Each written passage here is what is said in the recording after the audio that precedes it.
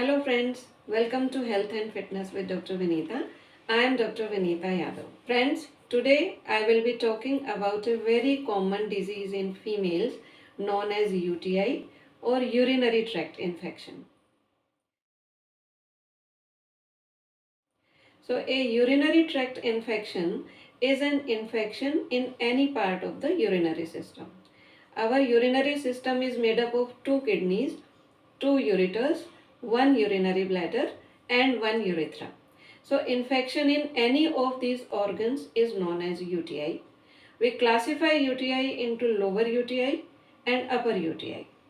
The lower UTI is when urethra or urinary bladder are affected, and we also call it urethritis and cystitis respectively. And we call it upper UTI when the kidneys are affected, and it is also known as pyelonephritis. Lower UTI is more common than upper UTI. So UTI is usually caused by bacteria originating from our gut flora. In 80 to 90% of the cases, E. coli is the causative organism. The other bacteria are Pseudomonas, Klebsiella, Proteus, etc.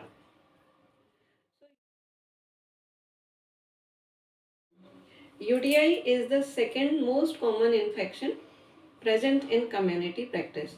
It is more common in females than males, and the ratio is 4:1 because of two reasons. One, the urethra in women is short, so infection quickly ascends to urinary bladder.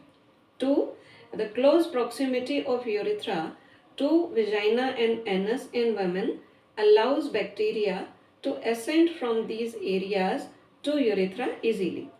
20% of the women aged 20 to 65 years suffer one attack per year. Approximately 50% of the women develop one attack of UTI in their lifetime. 10% of the women have recurrent UTI, which means 3 or more episodes of UTI in 1 year. So there are many risk factors for UTI. Inadequate water intake increases the risk of UTI. Urine retention for a long period of time also increases the risk of UTI.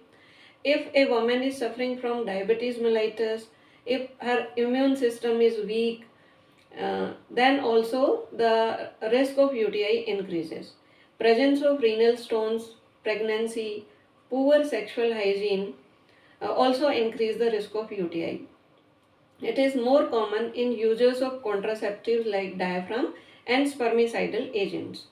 It is commonly seen in newly married women, and in them we call it honeymoon cystitis. Catheterization and recent instrumentation or surgery of the urinary tract also increases the risk of UTI. It is more common in postmenopausal women because in them there is lack of estrogen, because of which there is dryness of vagina and urethra. Neurological disorders which may cause incomplete emptying of the bladder also increase the risk of UTI. And if structural abnormalities of urinary tract are present, they also increase the risk of UTI.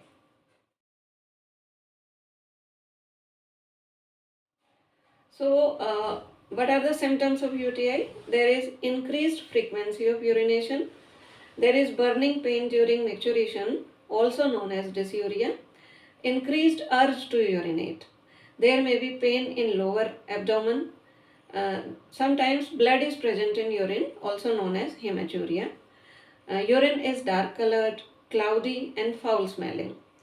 If there is upper UTI, then in addition to these symptoms, patient may have loin and flank pain radiating to back, fever with chills and nausea and vomiting.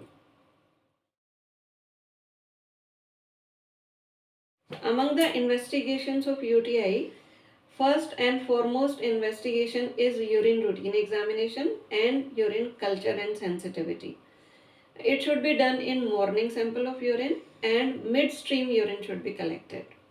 Another investigation is complete blood count, which is done to rule out increased WBC count. Ultrasound of abdomen is also done to rule out renal stones or infection of the kidneys. CT scan or MRI scan are advised if there are recurrent UTIs to rule out any structural abnormality of the urinary system.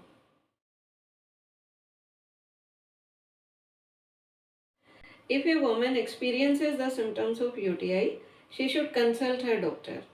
Patient should take at least 2 to 3 liters of water per day. Urine alkalizers should be started to relieve burning sensation.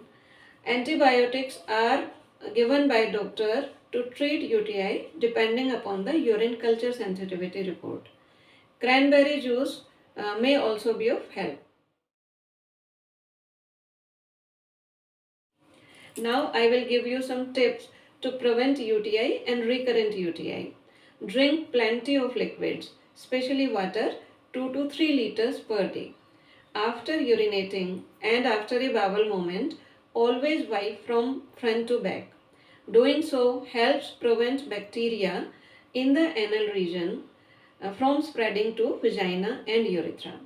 Frequent washing of the private parts should be avoided. Wear cotton underwears. Avoid wearing tight clothes.